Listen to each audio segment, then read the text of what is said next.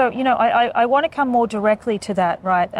The impact of the war. And again, kind of sticking to our theme of language and culture, because you're working on a project now about how the Russian invasion of Ukraine is affecting language, right? So can you say Not exactly. I mean, it's broader than that. I'm interested in language and nationality and nationhood in a broader sense. But the impulse for my taking an interest obviously was in the shifting reality over the last 2 years in Ukraine with the Russian invasion. And the fact, because I think what I was fascinated by was because I spent a lot of time, or quite a lot of time, in Odesa, in southern Ukraine, the great Black Sea port of Odesa in the 1990s.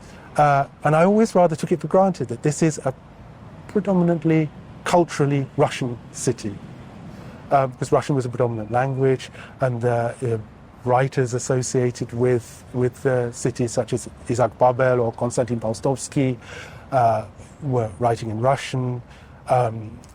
Pushkin was exiled to Odesa,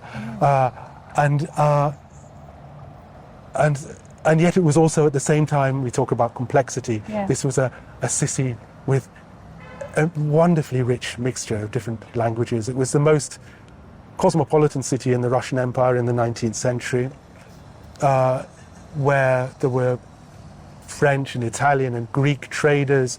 There were more rights granted to Jews than in other parts of the Russian Empire in the 19th century. And it had a very large Jewish population.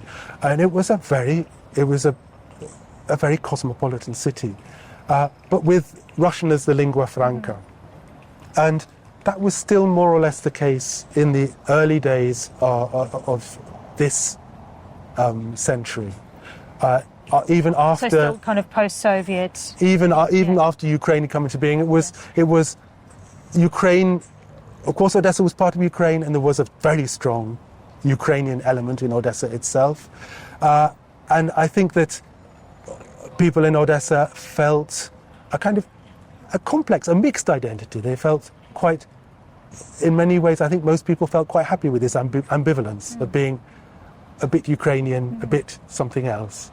And what happened, I think, first of all, with the invasion in 2014, and then with the full-scale invasion of Ukraine, and once Russian shells started falling on Odessa, this beautiful city, 19th century city, I think that the vast majority of people of Odessa realized this. As the academic Tom Duval put it, this ambivalence became a luxury.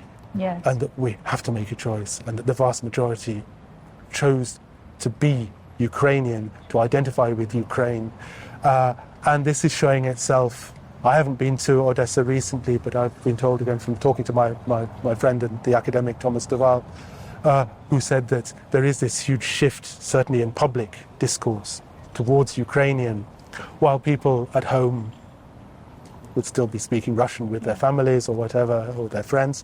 But there is this sense of Ukraine is where we belong. We do not want to be part of Putin's Russia by any stretch of the imagination. So sorry, I mean, can it be said in a way then that the war is having a kind of a nation-building effect? I mean, the nation of Ukraine, in its most recent iteration, has only existed since 1991, right, since the collapse of the Soviet Union.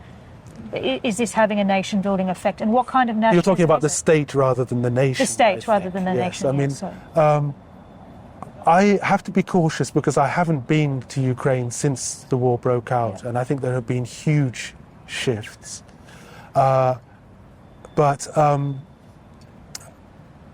clearly what we're seeing with Volodymyr Zelensky is a kind of liberal nationalism, which at the moment certainly seems to be the prevailing tone politically. And Ukraine has expressed a very clear aspiration to join the European Union, which should also be an impulse to continue on that path, as long as the European Union also continues in its commitment to Ukraine. But obviously, there are, as there are in any country, there are other forces. There are other forms of patriotism or nationalism that are always present. There is always the shadow of the Second World War anywhere in Europe. Yes. And there certainly is in Ukraine more than in most places. And you only have to look at the deeply problematic role of the Ukrainian nationalist leader from the time of the Second World War, Stepan Bandera, who was directly or indirectly responsible for the deaths of many thousands of Poles and Jews. Yes. And this is a problematic legacy that Ukraine is going to have to deal with. But I hope that Ukraine will be able to come out of this war stronger and aware of its own multicultural identity. You know, it's also the land of the great writer Sholem Aleichem, you know, who was writing in Yiddish. You know, this is the world that Josef Roth writes about. It's an incredibly rich, culturally rich part of the world, and that's what makes Ukraine so uniquely European. And Zelensky himself is Jewish and a Russian speaker, right? Yes, I mean, that's full of the Russian. paradoxes. Zelensky is a really interesting example, being partly Jewish, being a native Russian speaker. I've spoken to many Ukrainians who are in Prague at the moment, either by choice or as refugees, and quite often they'll talk about this fact that they've been rediscovering their Ukrainian identity, because a lot of Ukrainians, for example, in Kiev, would have had Russian as their native tongue, and they've been, and that's not so much because of identifying as Russians, but because they were Soviets, and the Soviet Union was dominated by Russian, the Russian language, and there's been this, you could say, a kind of national revival in the sense that we saw in the 19th century in There are these Prague. parallels, as you said before. It's another parallel where people who have grown up as Russian speakers are proudly becoming Ukrainian speakers, proudly taking an interest in their Ukrainian identity. Sometimes it's led to some really quite problematic things, such as tearing down statues of the great Russian poet Alexander Pushkin, for example. On the other hand, again, I was speaking recently to Tom Duval, who's written about this, and he pointed out that it's not Pushkin's fault so much as the people who used Pushkin as a symbol of the Russian Empire. Yes. Right. And in fact, Pushkin, if anything, he was the father of the poetry of rebellion in Russian. And we should bear in mind as well that he was actually sent into exile to Odesa, to this much more liberal city. So, you know, there are so many paradoxes, and that's